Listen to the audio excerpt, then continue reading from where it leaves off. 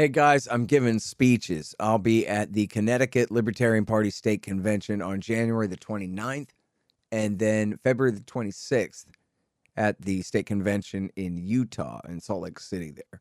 So, I don't know, look it up.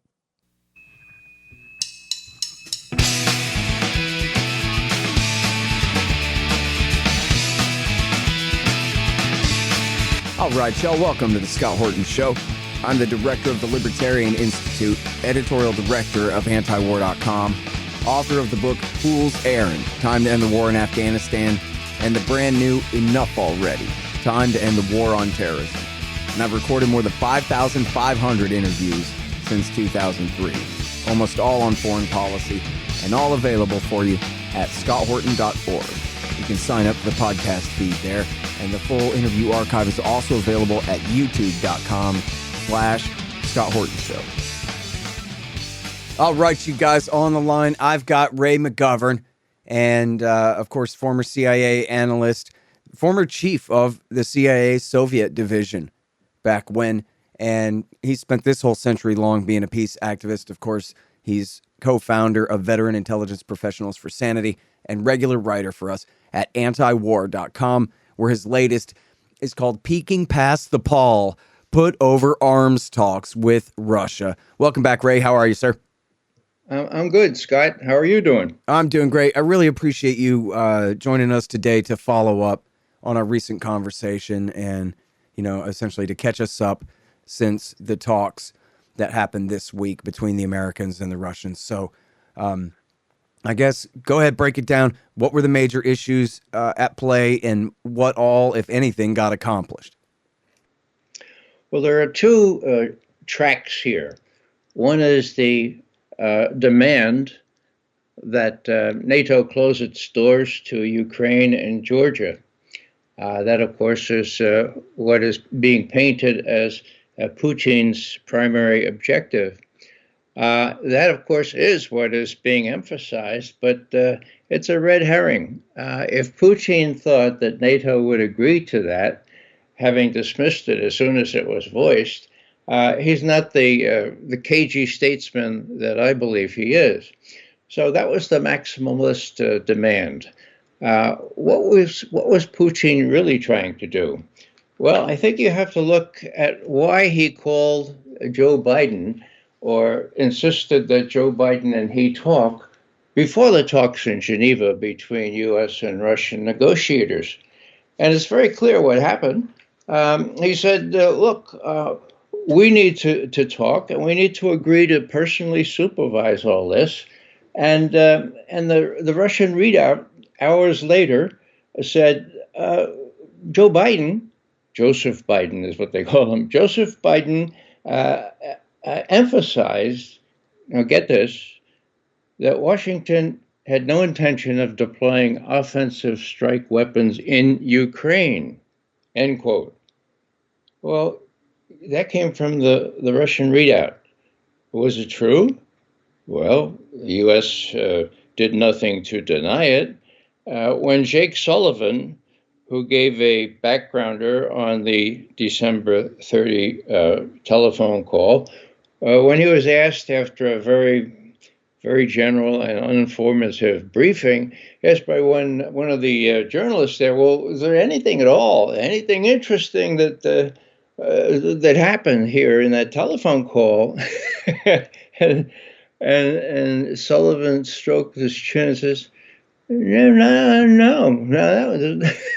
So what's the bottom line here? The bottom line is that Biden told him, look, we're going to play this very close to the vest. We're not even going to tell our pet correspondents, our pet journalists what's going on here, but it's true.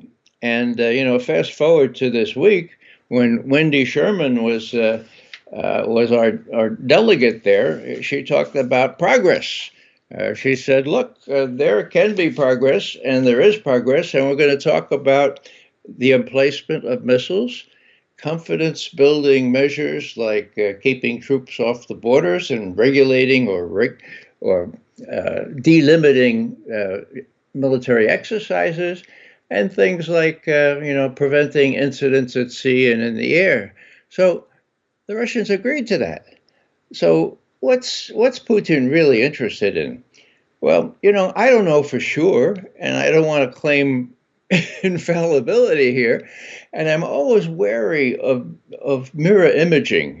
What would I do? That doesn't matter. What would Putin do? Well, I think I know Putin well enough that there is zero chance he will risk war in Europe. He cares too much about his country, and he knows what war is like. Okay?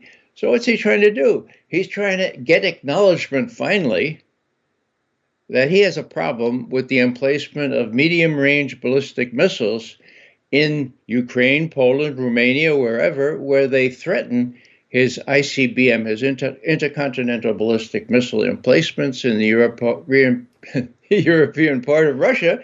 And now he's got that. They're going to talk about that. Now, pardon me, just to clarify, are we talking about getting back into the INF treaty? Yeah, we are. And, I mean, the equivalent, Which just expired a year ago, a little more than a year ago under Donald Trump.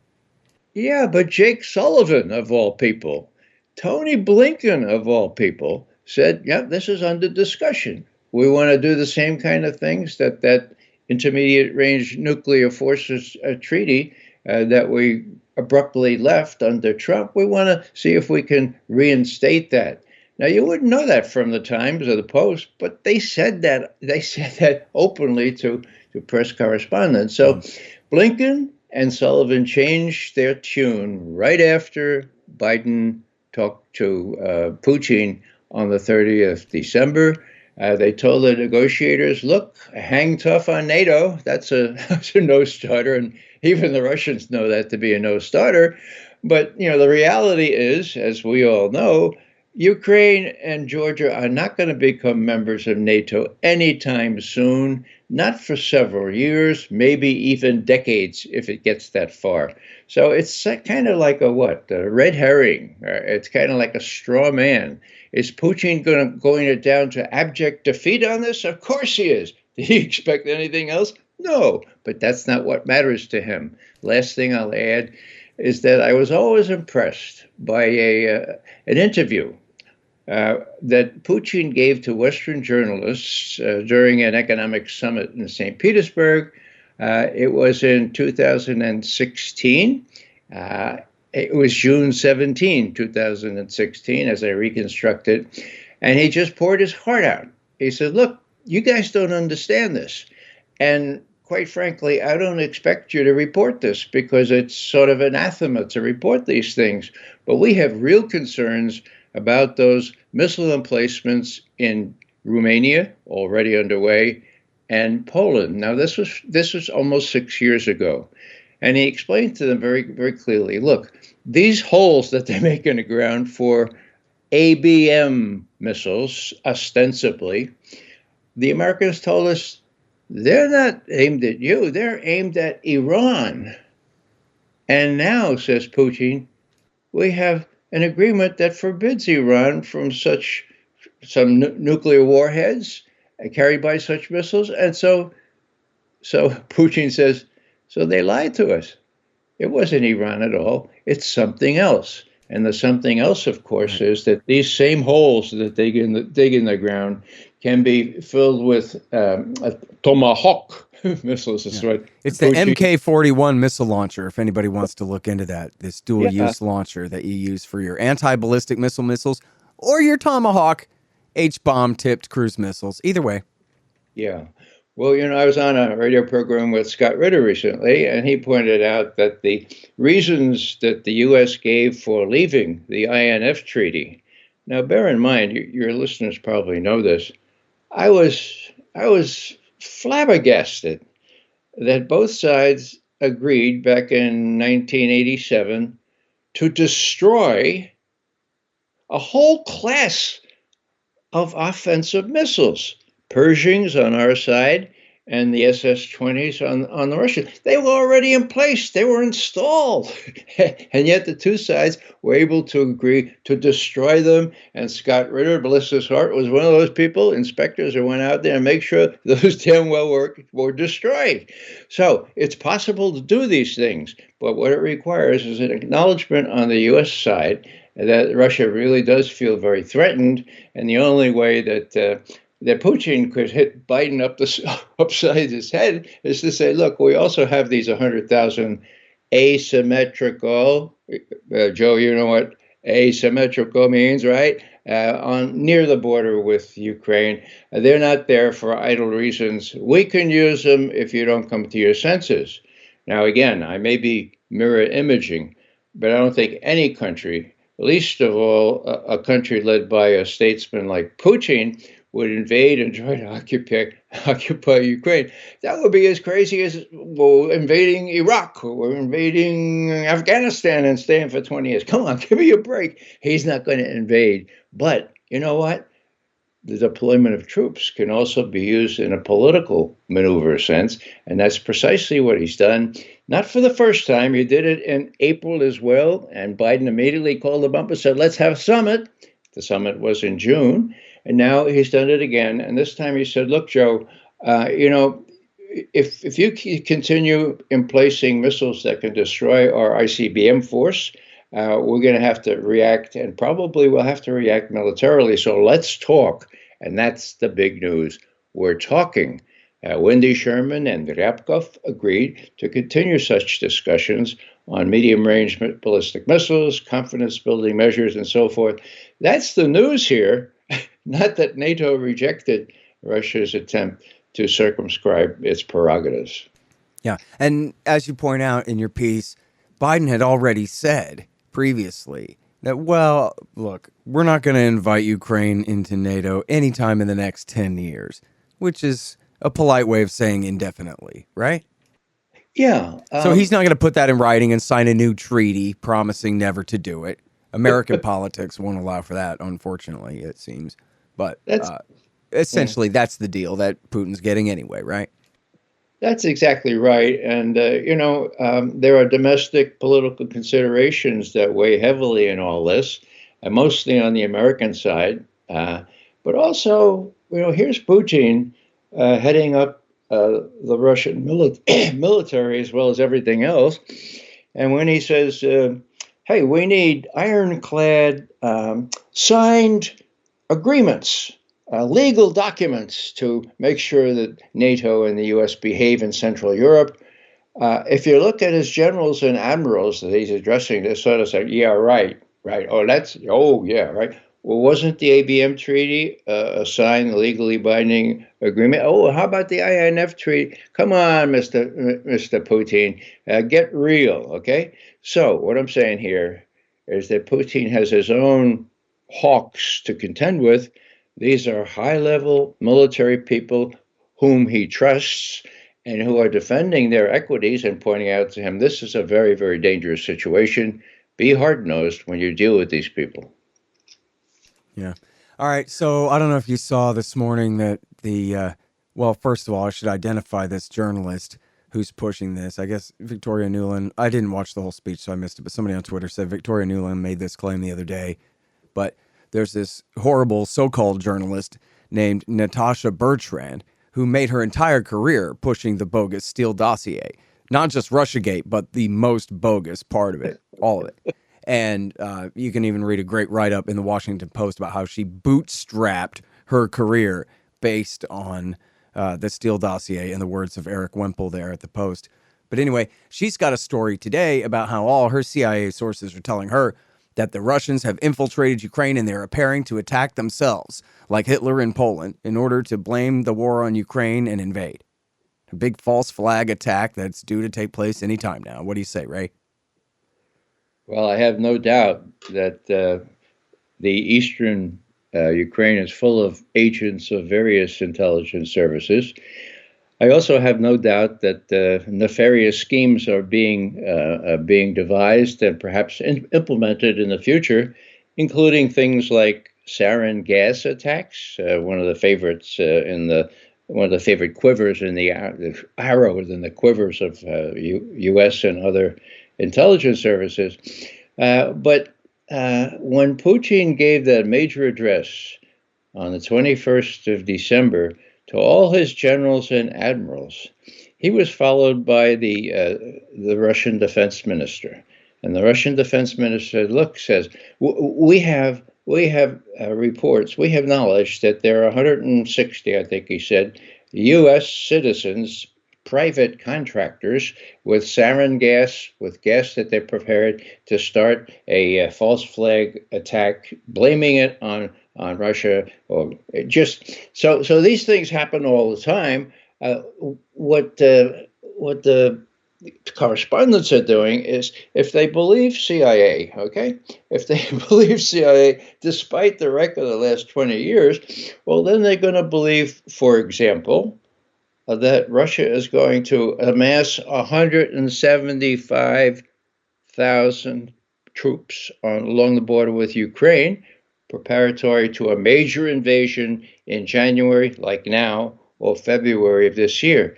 That's crazy. But since the CIA fed that to the Washington Post, that's become one of the benchmarks. That's what we're looking at.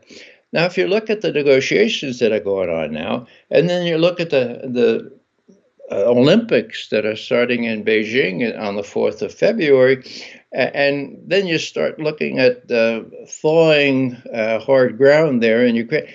It's not likely, in my view, that those notional, those straw men, numbering 175,000, will be invading Ukraine or any place else anytime soon. So, but it's, once the CIA says it, then it's true. And that's why it's so hard. That's why it's really hard for these people to back off and say, well, what the CIA thought was not really, or anyhow, it's been overtaken by events, and now we're negotiating. And, again, I may be completely wrong on this, but if you look at what's new, not what's old. What's old is that Putin thought he could get NATO to bar Ukraine and Georgia forever. That's old stuff. That everybody knew what that was going to bring. The new stuff is this agreement.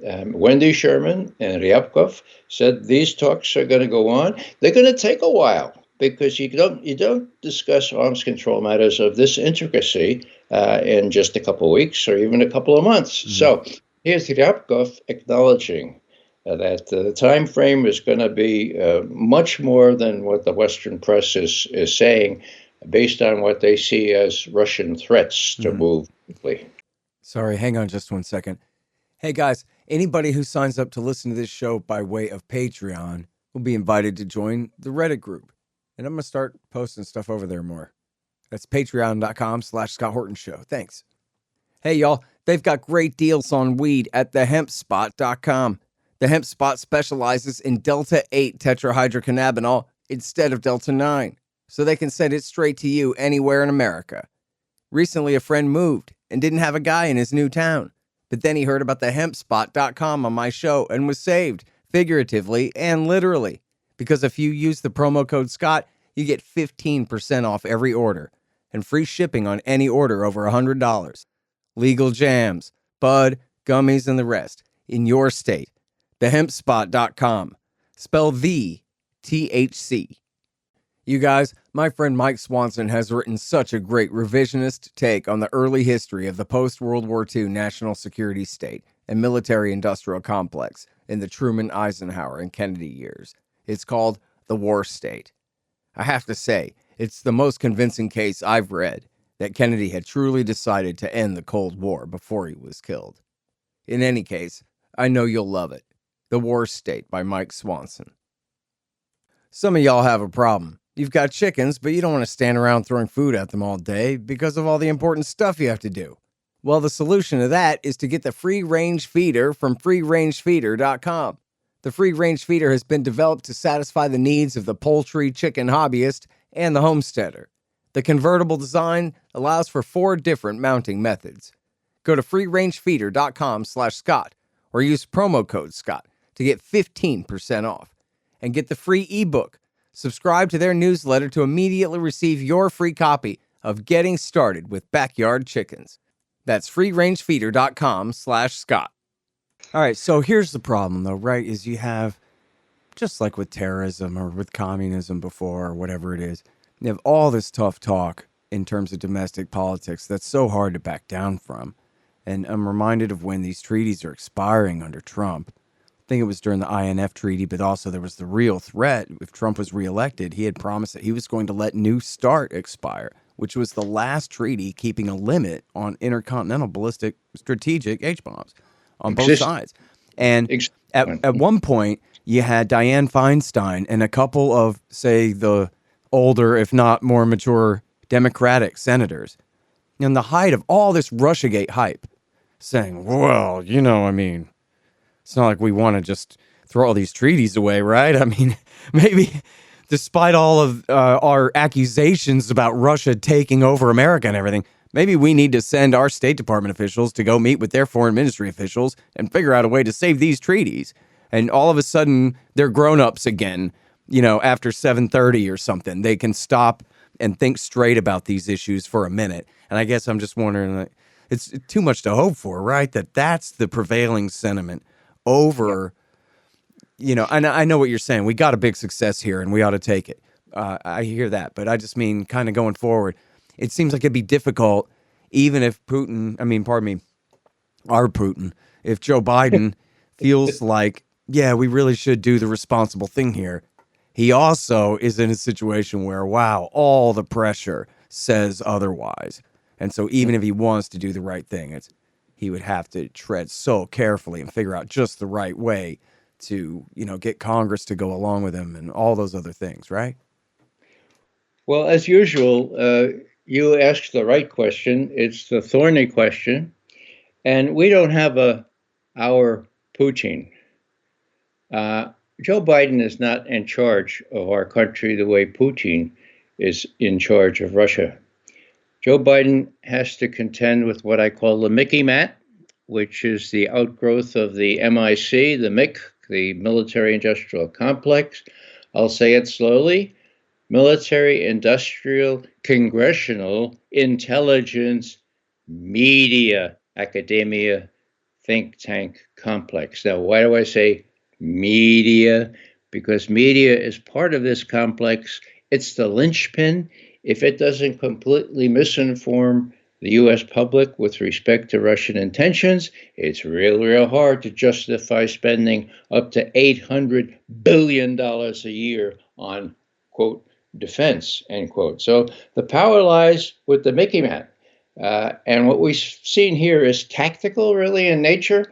It was quite striking that Jake Sullivan and Tony Blinken overnight changed their views, and as soon as Biden gave them the word, no, we're going to talk about these missile emplacements. Whoa! They became advocates not only of discussing that, but hearkening back to what you mentioned before, the INF Treaty, which destroyed that whole class of medium and short-range ballistic missiles. So, yeah, over the longer term, it's a real hard slog, and the real rub is that Putin knows that we have in this country no Putin, that Biden has to sort of maneuver here, and how long he can pursue this path is politically, well, I'm not able to judge that politically because my expertise is not in domestic politics.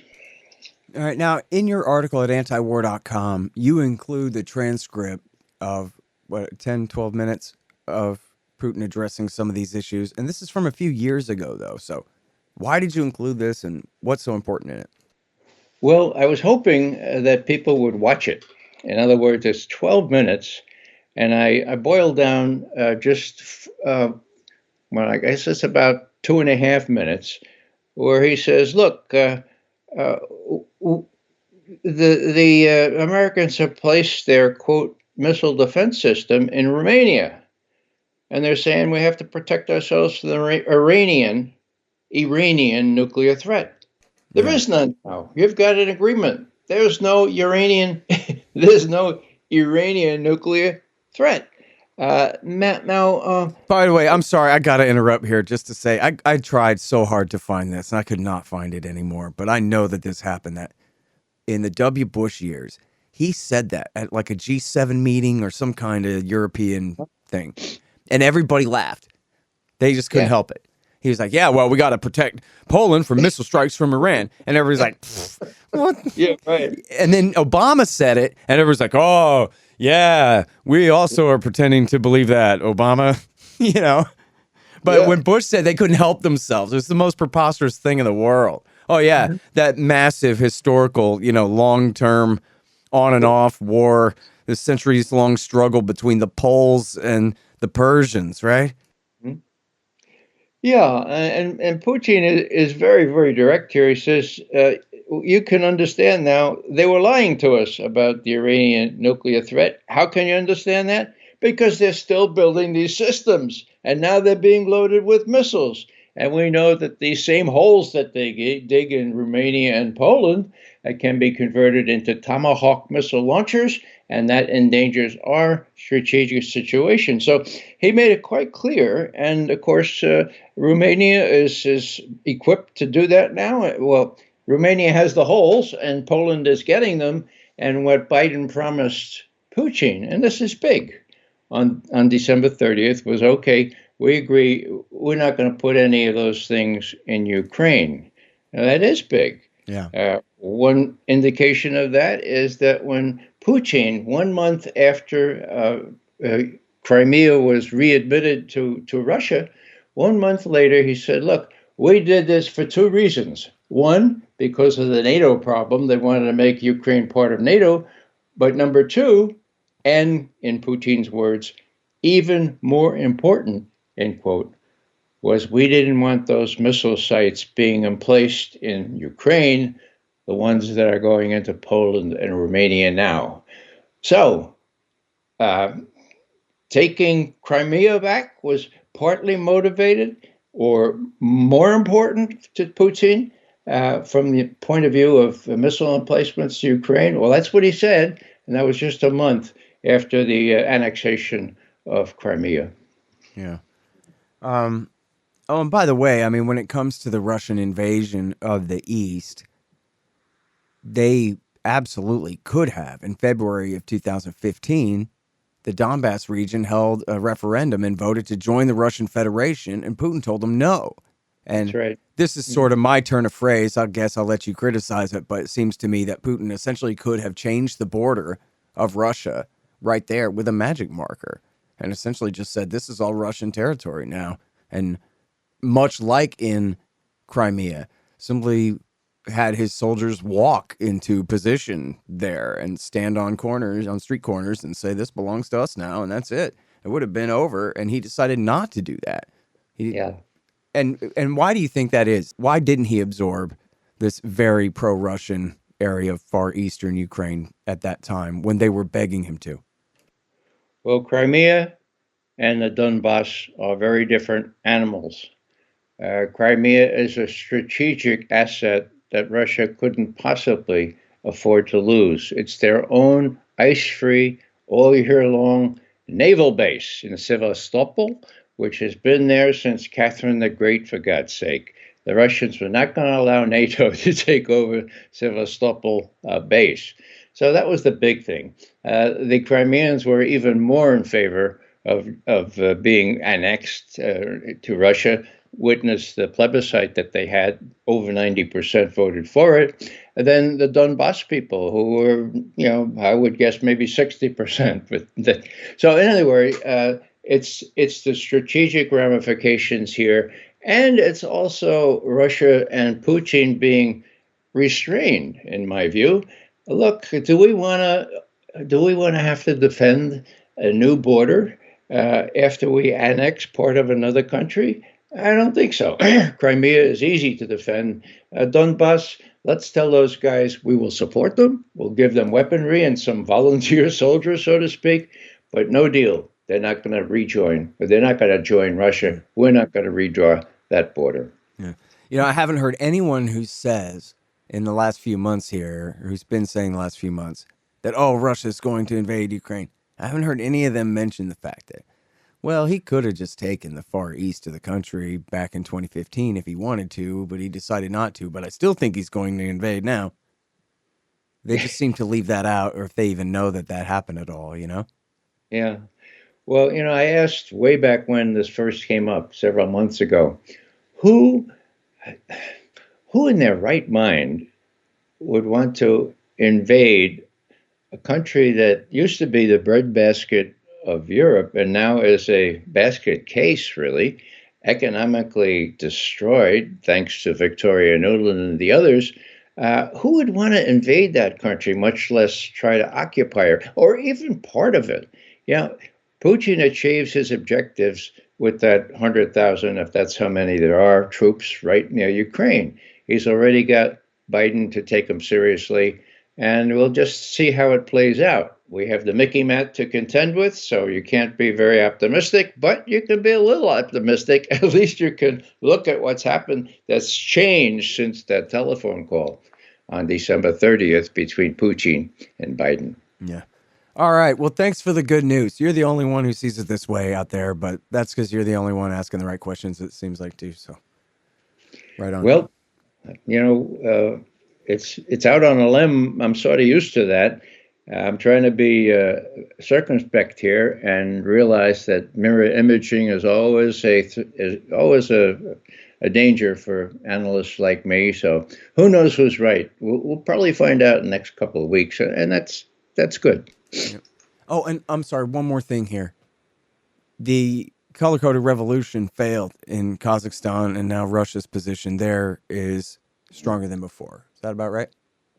Yeah, Russia and China. Now, whether it was initially a color revolution, I just don't know. What I do know is that the National Endowment for Democracy, which used to be known as the CIA's Covert Action Group, that they put $1.2 million into Kazakhstan's aspirations to be fully democratic, so forth and so on.